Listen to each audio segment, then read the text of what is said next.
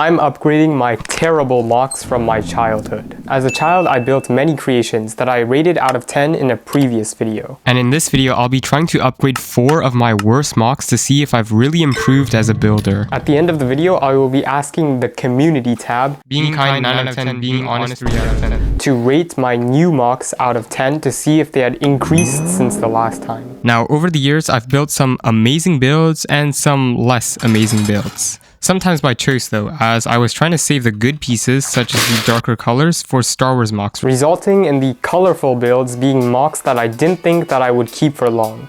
But joke's on me because I still have this crazy tank that I built when I was 10 years old. In terms of functionality, it's pretty good with a 360-degree rotating cannon, a stud shooter on the side, and a minigun in the front. I think what it's missing is some armor plating and protection for the pilot because he's pretty exposed. Another flaw I found with this mock is that it breaks easily at the base. So I began by taking the whole thing apart. That way I could work at the structure. To reinforce the skeleton, I added these bracket pieces that I never thought I'd use. These further secure the base of the build. Then I added cover on the back using this M-Tron print that I've been dying to use. I couldn't forget those rear lights that were on the original and a little exhaust in the back. Then I replaced the stud shooter with a missile, and on the other side I added some more firepower. I also elongated the main cannon and added a silly eye on the nose scope representing the pilot's eye. I added a cockpit to protect the original operator, and on the original the front was supposed to be a mini cow catcher normally found on trains. And this time I wanted to make the new one a dragon catcher. That means it has to be double the size with creepy eyes as lights and a little nose. Now, I'm not sure if it's actually going to be catching dragons, but we'll have to see. I added some orange wheel covers and these shiny caps on the top of those wheels to make them shiny. And I added a sticker up here to make it look cooler. I didn't add as much plating around the pilot as I would have wanted to because it would have obstructed the 360-degree rotating cannon, which I didn't want to sacrifice. And I call this one the Vader stealth tank. I don't know if it's that stealthy because it's so colorful, so maybe I'll just call it the Vader tank. The next tank is one of the worst builds that I've ever seen.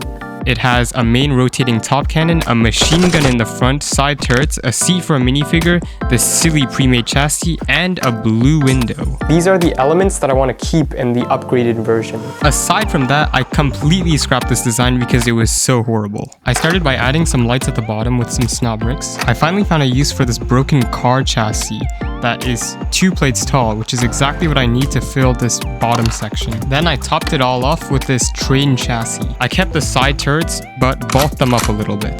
Then I kept the minigun, I added some lights at the front, I built up the walls using the original red bricks, and I was able to keep these brackets to use them as windows. The blue window in the back is finally useful because of the hinge connection that allows me to connect a proper roof. This creates an opening roof like those Lego cars from the 80s. And on that roof, I'm adding a massive cannon that turns all the way around, inspired by this ATTE main cannon. This new tank looks way more intimidating, and instead of only having space for 1 minifigure, this one can fit 3 minifigures: pilot, 1 sitting or standing, and a gunner. I'm pitting the first person to figure out what set the base of the vehicle is from with the train chassis. I call this tank the Reinforcer. It has these silly spider eyes on the top from Atlantis, and this random sticker from a city set. I also had a Speed Champion wheel lying around, so I added it to the gun. Finally, we have my lovely pizzeria. This build wasn't meant to last so long because I used all of my colorful red, yellow pieces as well as my less useful yellow base plates. But the real elephant in the room is the lack of a roof. That was too difficult for me to figure out back then. So firstly, I'll be replacing the yellow base plate with a more realistic gray one. Then of course I'll have to add a slanted roof using Technic pins and hinges, and a flat part to that roof with an air conditioning on the top, and this thingy. Someone please tell me what this is, I've always been wondering. This roof won't support itself, so I'll have to add a 2x2 support inside of the building here, which kind of obstructs the interior, but we'll work around it. Then I'll have to add a sign on the top and some greenery around it, with some potted plants on the base floor so that it looks nicer. I don't know why I said base floor, just came to mind. I'll also replace the old tables with better new ones and add some tables around this conveyor belt. On the original, this conveyor belt went to, well, nowhere.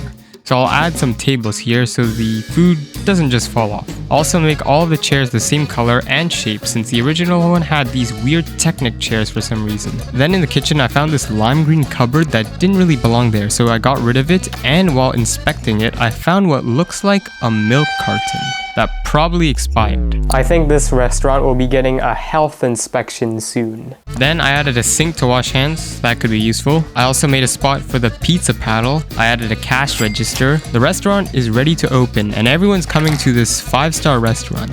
Here, your orange juice will be $47. Bye! And Drive-through still works. I'll have a cheese pizza, please. There it is. Next we have this large Batmobile looking car that I built for Nia that already looks much better than the previous mocks, with a cockpit for our Star Ninja and a cool play feature that spins the flame at the back as you roll the car using some basic gears. So this mock has a few glaring flaws that I want to update quickly. The backside is looking kinda flat, so I removed the lights and added a snot bracket so I could connect these curved plates and add some larger rear lights. I also thickened the spoiler and added some tiles to it. The front also looked a little bland and bulky because I used this 4x8 curved brick. By simply swapping the brick for some curved plates of the same dimensions, I'm able to create this line going through the car, as opposed to nothing with the brick. This might be the radiator grille, but I'm not sure. On the sides, I also added some binoculars representing exhaust pipes, kind of like on Lightning McQueen. Ka-chow. I also added some much needed tiles and slopes to help with the look. But while building these updates, I couldn't help but notice the large amount of unused space in the back. Of course, half of that space was carved out for the flame mechanism,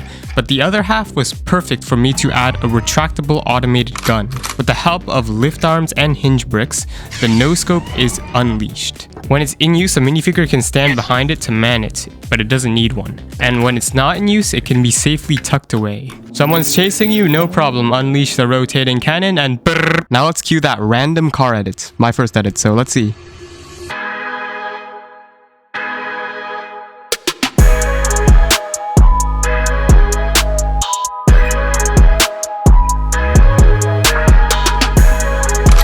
I don't know if LEGO would ever include a play feature like this in a LEGO set. Oh wait, they already did with the 2 mounted miniguns on Lloyd's car. I guess I'm not that far out. So I was going to do a segment where I looked at all the comments and all the ratings, but then the audio had a big echo because I left DaVinci Resolve open. Being kind 9 out of 10, being honest 3 out of 10. This is an important life lesson here, buddy. So I'm just gonna, tell you the average ratings because if you don't feel like re-recording that. So for the first tank in the video, the average rating that you guys gave it was 8.08. The next tank, the red one, got an average rating of 7.18 out of 10, and the pizzeria got a rating of 8 out of 10, and the Batmobile kind of looking Nia car got a 7.8 out of 10. But let's see what my original ratings for these were. So the first tank got an overall rating 6 out of 10. It lacks armor, but it makes up for it in the amount of weapons it has. The next tank got a very simple rating. 3 out of 10 bad. Let's see what I had to say about the pizzeria. Hopefully it's more optimistic. Overall rating 6.5 out of 10. There's no roof, but the drive-through really saves this one. Honestly, that's pretty fair because it didn't have a roof. And unfortunately, I didn't give a rating initially to the Ninja car. I'm imagining I would have gave it a 7 out of 10. Overall, they all improved a little bit, but I think people were a little bit generous with their ratings. But hey, I'll take it.